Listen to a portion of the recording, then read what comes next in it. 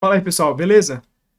Bom, hoje eu vim trazer um assunto que tá me chamando muito a atenção já há muito tempo e eu acho que é o assunto mais importante que a gente está tendo no cenário internacional, no cenário geopolítico principalmente, que não é, até assim, me espanta a gente tá vendo tão pouco aqui do Brasil, principalmente pelas mídias tradicionais, né, sem ser as mídias especializadas, ninguém tá trazendo, né? Mas lá fora, principalmente na Europa, não se fala de outra coisa quase, né? Eu até já trouxe dois vídeos falando sobre isso, né? Quem quiser ver a parte mais histórica, mais o background, por favor, assistam os outros vídeos para entender o que está acontecendo. Então, até por conta deles, eu vou resumir um pouco, né? Vou direto ao assunto. Mas também eu queria deixar claro que esse canal ele é baseado em análise imparcial, né? No pragmatismo, né? São análises frias. Então, se em algumas ocasiões parece que eu estou pendendo para um lado, é porque aquele lado parece ter mais, como posso dizer, tá mais assertivo, né? Para não dizer de outra forma. Mas então é isso, né? Só antes de começar o vídeo, eu queria comentar, né, que alguns comentários de vocês, né, até aparece para mim a notificação das mensagens, né? Só que quando eu vou abrir, elas não estão lá. Então eu queria falar, né, que não sou eu que estou apagando, né? É o YouTube mesmo que apaga alguns comentários de vocês. Então, se você vê que seu comentário foi apagado, escreve de novo ou escreve de outra forma, porque o YouTube está cortando e não é culpa minha, tá? O que eu acho é que eles devem estar, de alguma forma ali, o mecanismo deve identificar que é alguma forma de spam e ele corta, né? Mas não sei se é isso. Então é isso. Se vocês comentarem alguma coisa e vi que foi apagada, comenta de novo. Mas agora vamos para o vídeo de hoje, né? Se vocês quiserem uma parte histórica um pouco mais aprofundada, né? Como eu já disse, tem os outros vídeos que eu falei sobre o assunto. Então eu vou resumir direto para o ponto de hoje, que é o seguinte. Até 1991, que foi quando teve a queda da União Soviética, da Alemanha Oriental, ali, República Tcheca, Hungria, esses países, para leste, todos aqueles países ali, eles estavam na órbita de influência da Rússia. E depois, né, justamente com a queda da União Soviética, esses países todos se bandearam para o lado do Ocidente. Né?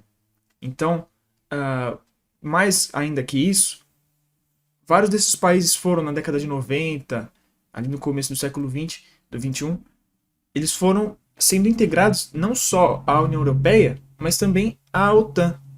Né? Então, você vê ali países como a Hungria mesmo, esses que eu comentei, República Tcheca, Romênia, tá? Esses países foram ali em 98, por exemplo, foram indo para a OTAN. Depois alguns países em 2001 e até os países do Báltico, né, ou seja, Letônia, Lituânia e Estônia, ali em 2004. Então, percebam o avanço da OTAN em direção à Rússia. Né? Na época do Pacto de Varsóvia, aí ele tinha muitos quilômetros desde a fronteira com a OTAN até a capital da Rússia, Moscou. Né? E depois, em 2004, essa distância ficou muito menor, né? Para poucas centenas de quilômetros, né? Da fronteira com a OTAN para Moscou, como já disse. Principalmente ali pelo Báltico e também na fronteira com a Polônia e com a Romênia no sul. O presidente Putin, né, da Rússia, ele chegou no poder em 99, né?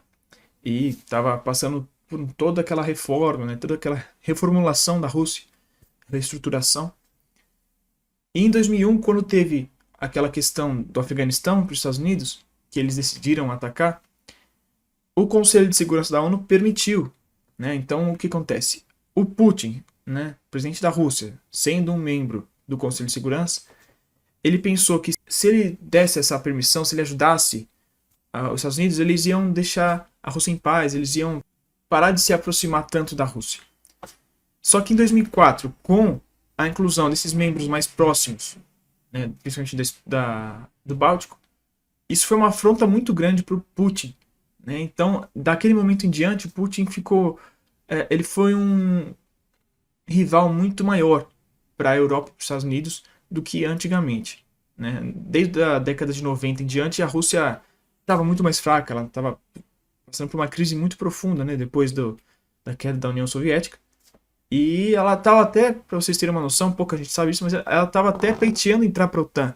Né? A Rússia estava buscando uma aproximação maior com o Ocidente também.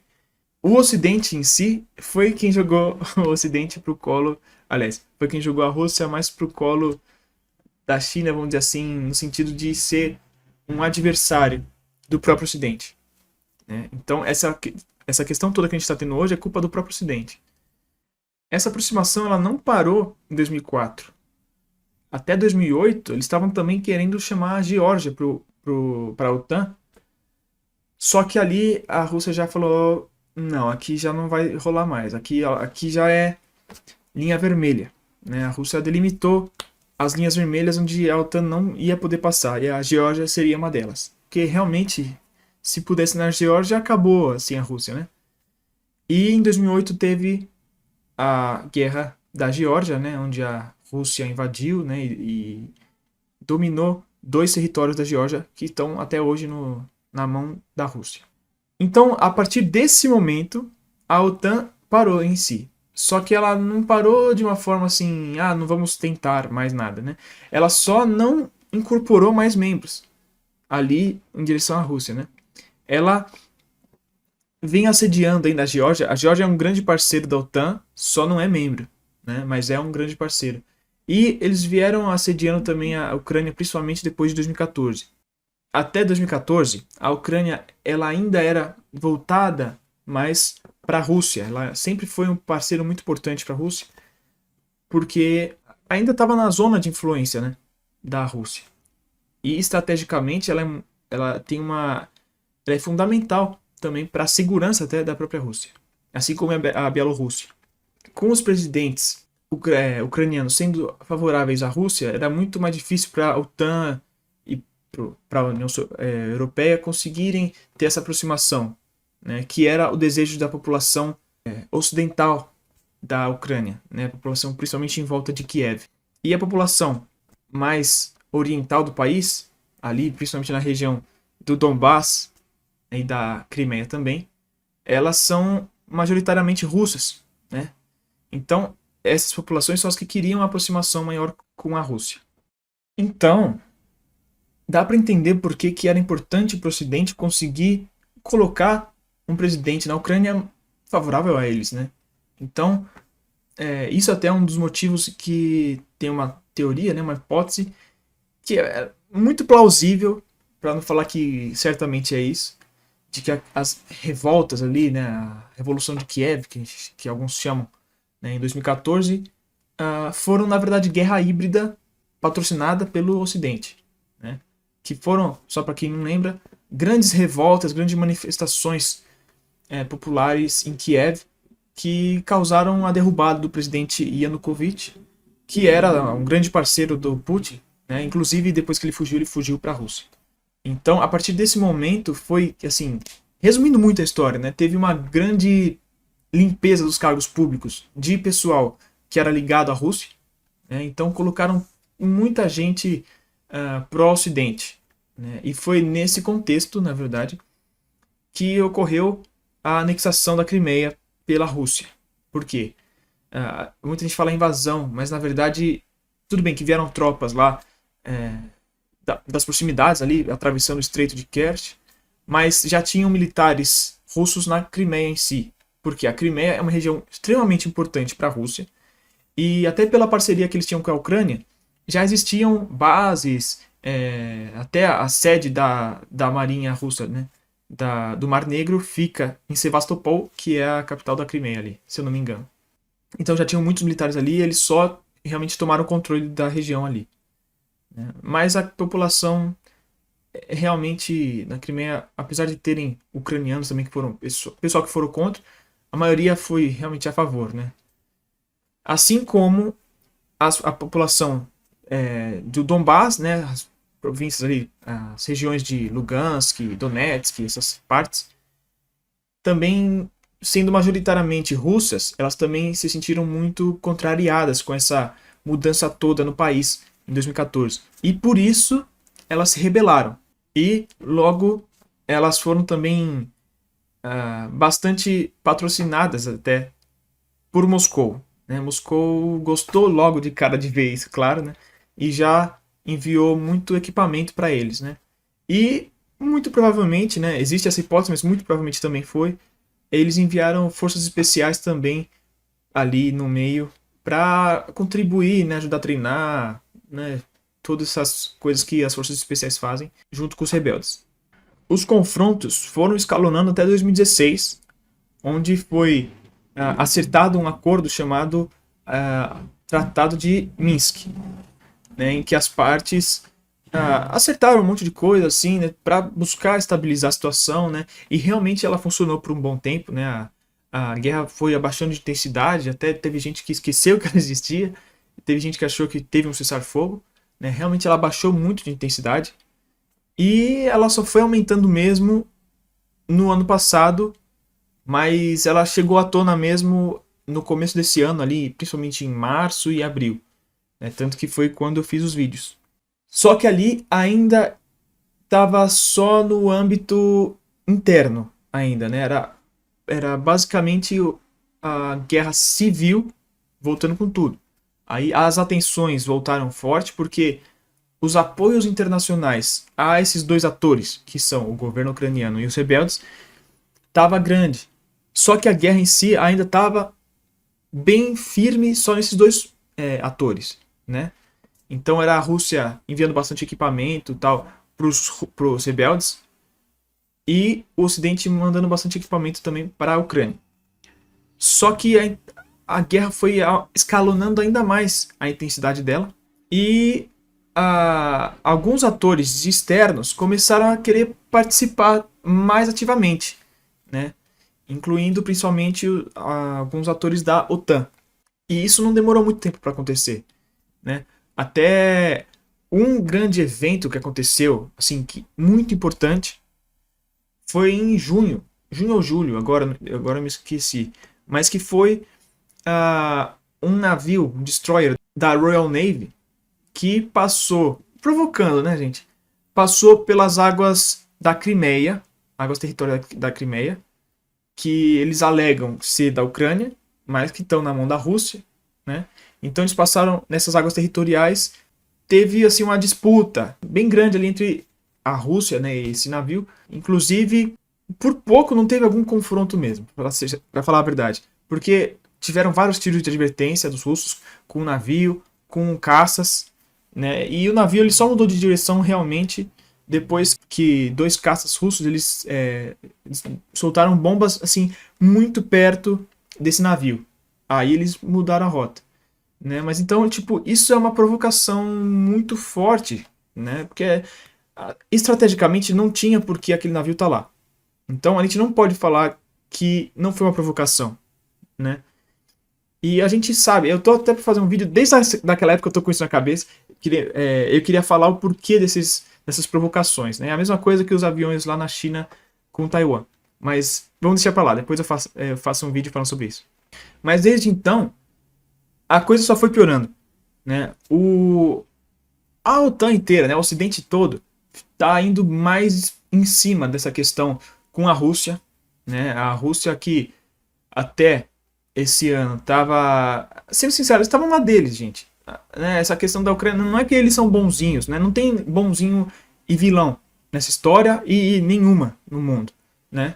Mas assim, a Rússia estava na deles, para eles não é interessante ter um escalonamento desse conflito, né? Eles querem que fique do jeito que estava antes, né? É bom que a Ucrânia fique na guerra civil deles ali em baixa intensidade, é melhor para todo mundo, para a visão da Rússia.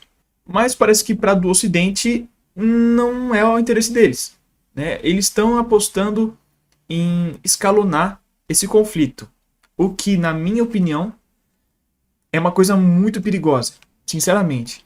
Esse caso mesmo do navio britânico lá, por pouco não aconteceu uma coisa mais grave. E se alguém perde a mão e acontece? E se eles afundam o navio? O que vai acontecer? Eles vão ter peito de declarar guerra mesmo? Ou tomar alguma atitude mais drástica, né? E se eles não tomam, o que acontece também? Né? Assim, é muito delicado essas coisas, né? E o pessoal parece que tá brincando mesmo, falando sério, né? Principalmente o pessoal dos Estados Unidos e da Grã-Bretanha, parece que o pessoal tá brincando, né? Alguns outros atores da OTAN são um pouco mais pé no chão até, que nem a França um pouco mais que esses dois, mas a Alemanha também um pouco mais. Não que eles também não participem, mas eles parecem ser um pouco mais comedidos. Agora, os Estados Unidos principalmente, mas a Grã-Bretanha também, é complicado. E por que eu tô falando isso? Se fosse com a Rússia também tivesse feito o inverso, eu também ia falar isso. Mas o problema é que parece que eles estão querendo provocar, né, o Ocidente. Depois desse caso, né, os Estados Unidos chegou a enviar uma frota para o mar Mediterrâneo, uma frota com 6 navios, que eles iriam para o Mar Negro. Pelo que eu sei, né, por todas as informações que eu tenho, eles não chegaram aí. Ainda bem, né? Porque imagina que eles vão e se deparam com, 2 navios russos também, se eles se encontram. O que acontece? É meio difícil que não tenha alguma faísca, né? Mas e se essa faísca acaba iniciando um incêndio? Tô falando metaforicamente. É muito delicado, né? Assim, eu geralmente sou bem pé no chão nos meus vídeos, vocês sabem, né? Quem acompanha o canal, vocês veem. Mas eu não gosto de ficar falando besteira, né? Falando, não, vai acontecer a Terceira Guerra Mundial. Mas, assim, o pessoal geralmente tem cuidado para que essas coisas não ocorram, né? E parece que dessa vez não tá tendo esse cuidado. Inclusive, eu recebi essa semana mesmo algumas informações que dessa vez tem uma frota indo de fora, ela tá indo pro Mediterrâneo para ir pro Mar Negro também, dessa vez. Então só falta dessa vez quererem realmente ir. Então é complicado porque também nesse período todo teve vários encontrões, vamos dizer assim, aéreos, né, entre aviões, né, até outro dia também eu vi era um caça francês sendo escoltado por um caça russo ali naquela região também. Então vocês entendem que é uma coisa, não é um caso isolado, é um acúmulo de vários acontecimentos, várias coisinhas pequenas que vão acontecendo que vão enchendo o pote, né? Daqui a pouco pode ser que seja a última gota do pote e aí transborda. Mas é triste porque a gente não tem a gente não tem interesse que isso aconteça, né? Não vai ser uma coisa local ali, não vai ser uma coisa que vai só afetar os envolvidos. Vai afetar todo mundo.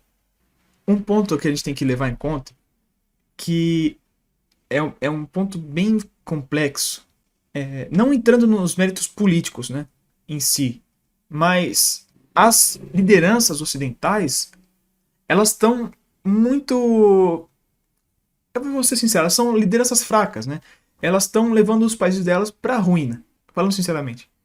Porque eu não consigo compreender o que eles podem ganhar com isso, com essa situação toda da Ucrânia.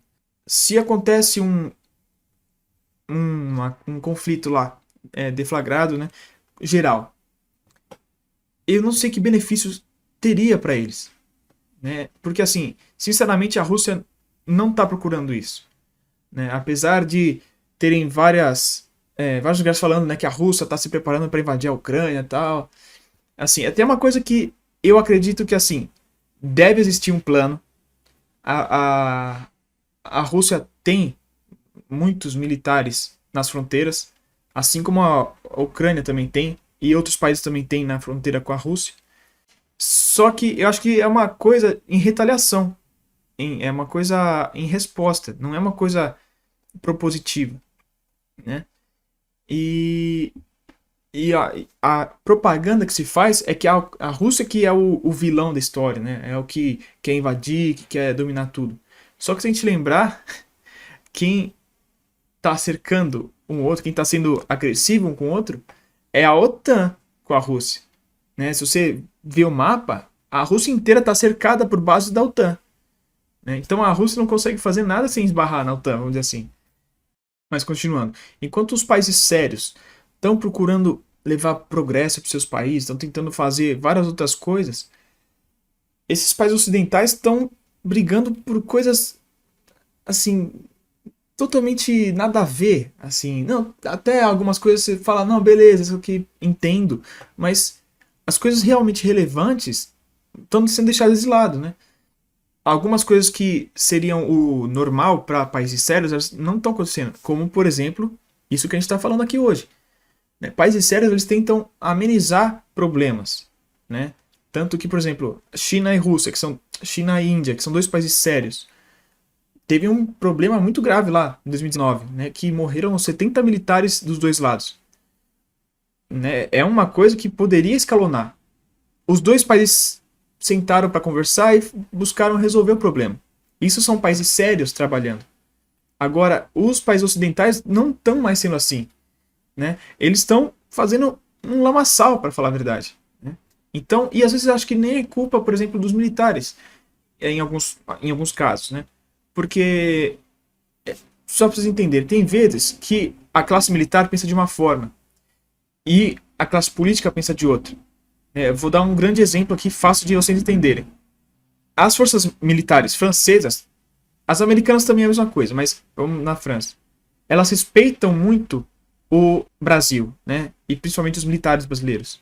De forma que a gente tem uma cooperação muito grande e eles não gostariam de forma nenhuma ter algum confronto com a gente. Né? Já a classe política, principalmente o presidente Macron, por conta da retórica política, daquelas merdas, que é justamente esse ponto que eu estou falando, ele estava vindo contra o Brasil. Isso tem uma dissonância entre a vontade dos militares e a da classe política, entendeu? Então é uma coisa complexa. Mas o ponto é que acho que vocês entenderam a questão que as lideranças desses países estão atrapalhando o próprio país. Porque tem muitos desses países que, se acontece, vamos supor, esse tal conflito com a Rússia, acaba o país quase, vamos supor, né? E outra, pensa agora no âmbito da OTAN, uma coisa que pouca gente para pensar. A OTAN é uma aliança com, se eu não me engano, 29 países, né? Que tem muitas culturas diferentes, muitas línguas diferentes, né? Países completamente diferentes também um dos outros. E então, todo mundo pensa que é uma aliança extremamente forte, né? Que no papel ela é forte, muito forte mesmo, não tem como falar que não. Mas, na prática, ela pode ser um tigre de papel. Porque, vou dar um exemplo. Essa suposta guerra com a Rússia. O que um cara, um militar, em Portugal, na Espanha, na Itália, vai falar, pô, eu vou ter que lutar lá no outro lado do mundo, ali na Ucrânia, do outro lado do continente. O que eu tenho a ver com esse problema? Sabe? Aí pensa que nem Portugal, o pessoal lá tá numa situação complicada, né? Mas o país mesmo tá em crise, a Itália, então nem se fala. Esses países estão, né, tentando sair da crise econômica, a pandemia afetou muito. Aí eles são levados por uma guerra, por uma coisa nada a ver, sem causa nenhuma, nenhum motivo de lutar para esses caras, eu digo, né? Que pode levar esses países ainda a piorar muito mais a situação deles. Sabe? O que eles vão fazer? Né? Então, é uma coisa que pode estremecer muito as relações. Porque imagina que esses países se neguem a ir lutar lá. É uma coisa que é bem possível, na verdade, porque tem muitos países já repensando a participação deles na OTAN e até na União Europeia, em alguns casos, já nesses últimos anos, né, por vários motivos, inclusive esses que eu estou comentando. Porque essas lideranças desses países principais até estão levando esses países menores a linhas que eles não têm interesse. Então, é um ponto muito chave e que às vezes é um pouco complexo até de entender. Né? Então, eu estou deixando aqui para vocês pensarem um pouco sobre, tá? Eu não vou ficar falando tanto, mas eu queria que vocês pensassem sobre, né? E agora, falando um outro ponto que é extremamente importante, que talvez nem o pessoal desses países do Ocidente estejam pensando tanto, é que abrindo essa caixa de Pandora ali com a Rússia, esse conflito não ficaria numa situação local. Não seria uma guerra local e nem regional. muito provavelmente ela acabaria sendo uma guerra aberta, né? Uma guerra, não diria uma guerra total, mas uma guerra aberta, né? Ali que ia pegar toda a fronteira da Rússia ali, toda a faixa de extensão, né, de contato entre a OTAN e a Rússia, né? E isso, imagina o esforço que teria que acontecer pelos dois lados, né? Mas principalmente pela OTAN, até para se mobilizar tudo para ir para lá, ia ser uma coisa muito massiva, né? Inclusive para os Estados Unidos, que apesar de serem ainda a maior força militar do mundo, e tal, eles estão numa situação um pouco mais degradada do que a gente geralmente imagina vendo os filmes, e tal, né? Eles não têm não estão com essa corda toda aí, né? E eles iam ter que se esforçar muito ali na Rússia. Aí pensa, toda essa tensão do mundo ocidental para isso. E abrir a porta, as possibilidades, na verdade, para que outras situações no resto do mundo sejam resolvidas na força, né? Porque, vamos supor, com tudo isso acontecendo lá, vocês acham que a China não ia aproveitar a chance para resolver a situação em Taiwan?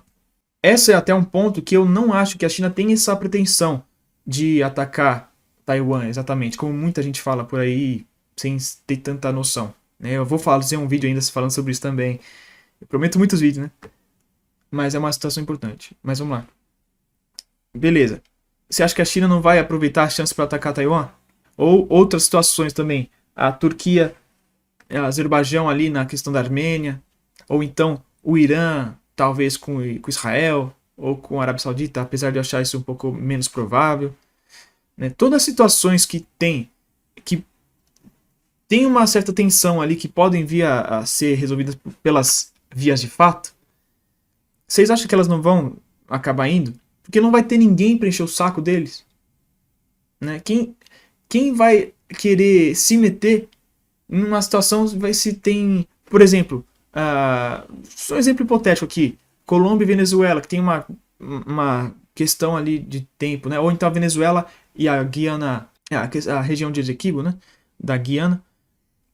Quem vai impedir a Venezuela de fazer alguma coisa com a Guiana? Só se for aqui regionalmente, que nem se fosse o caso o Brasil poderia ir. Mas Estados Unidos, esses outros, quem vai se meter? Né? Se o Irã resolve fazer alguma coisa lá, quem vai se meter? Estados Unidos? Né?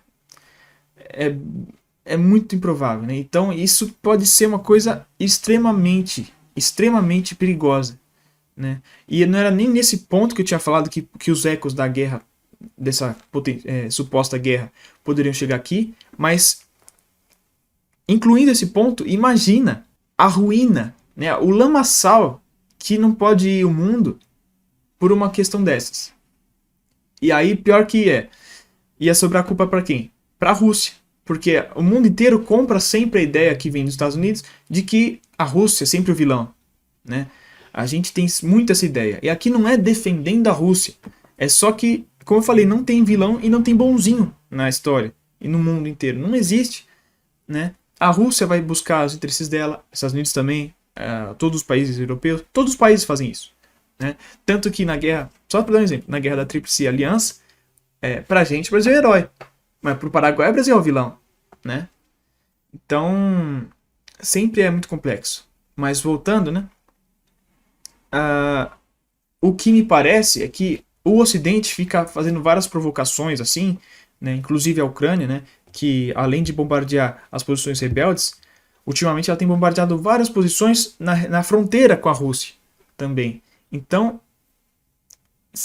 sabe, não é uma coisa assim, tipo, não tem porquê, né? Por exemplo, a Ucrânia está em guerra com os rebeldes. Em vez de atacar uma posição que está com concentração de tropas rebeldes, vai atacar uma posição pequena na fronteira com a Rússia. Não é uma provocação? Então, assim, entenda o que eu estou querendo dizer? Tá, o Ocidente está fazendo muitas provocaçõezinhas que talvez eles não estejam pensando nos prós e contras, né? Porque se acontece um problema mesmo, acho que ia ser muito pior para eles mesmos, né? Eles iam acabar de vez com tudo e não ia só sobrar para eles, ia sobrar para todo mundo, né? Então, Esse assunto tem muito mais coisa que poderia ser falada, mas por hoje eu vou terminar por aqui porque eu quero só dar essa reflexão para vocês, porque é uma coisa muito importante que está acontecendo e a gente não tá nem sabendo aqui no Brasil, né? Eu vejo assim, quase ninguém tá sabendo. Então, eu vou terminando por aqui, né? Esse foi o vídeo de hoje e eu espero que tenha ficado claro que o problema, né? A, o perigo que a gente está passando, né? Que está sendo, na verdade, ali na Europa, mas o perigo que a gente está correndo mundialmente até com essa questão, né? E até o descuido de algumas lideranças no mundo, né? Isso não é nem por questão política, ideológica, mas são as lideranças fracas que tem no mundo que elas não só trazem problemas para os seus países mesmo, mas para o resto do mundo também, né? Então, eu queria destacar isso, né? Deixar todo mundo atento a essa situação que está acontecendo lá na Ucrânia, né? Na Rússia, né? Toda aquela região ali, todo o leste europeu. Esse é um vídeo, esse foi um vídeo um pouco tenebroso, né? Mas eu espero que vocês tenham gostado, né? E se você ainda não for inscrito no canal, eu peço que se inscreva e ative o sininho se você não quiser perder nenhum vídeo sobre esses assuntos, né? Sobre geopolítica, relações internacionais e um pouco de história militar também. E se você gostou, deixa seu like para o YouTube entender que foi um conteúdo relevante e levar para mais pessoas para difundir esse conhecimento, né? Se você tem alguma informação a mais que eu não falei ou que eu não soube, ou alguma crítica, alguma sugestão, deixa seus comentários aqui embaixo. E o mais importante de todos é a difusão desse conhecimento todo aqui que eu venho trazer, né? Então eu peço que vocês compartilhem esse vídeo com seus amigos, com sua família, com quem você entende que gosta desses assuntos ou que eu posso estar de alguma forma ajudando, né, com esses vídeos aqui. Eu peço que compartilhe, que para mim é o mais importante. É o motivo de eu estar fazendo esses vídeos, né? Porque dinheiro eu não estou ganhando nenhum aqui, né? Então, eu peço que vocês me ajudem compartilhando esses vídeos. Mas então é isso. Eu peço até, vou abrir uma exceção nesse vídeo aqui, eu peço até que vocês rezem ou orem ou conversem com a força superior que vocês acreditem, para que o mundo fique um pouco mais pé no chão, né? Para que as coisas aqui no mundo melhorem um pouco, porque eu não sei se vai ser muito bom se a gente seguir pelo caminho que alguns estão tentando levar a gente. Então, até aproveitando que a gente está nesse fim de ano, né? Que a gente está nesse momento de aproximação com o alto, né? Para não dizer Deus, né? Então, eu peço que quem sentir, né? Quem for religioso, quem tiver alguma crença, eu peço que vocês rezem pelo mundo, né? Mas principalmente rezem pelo Brasil também, que a gente está precisando bastante. Então, vamos acabar por aqui esse vídeo, que eu já falei bastante também, né? E até o próximo vídeo.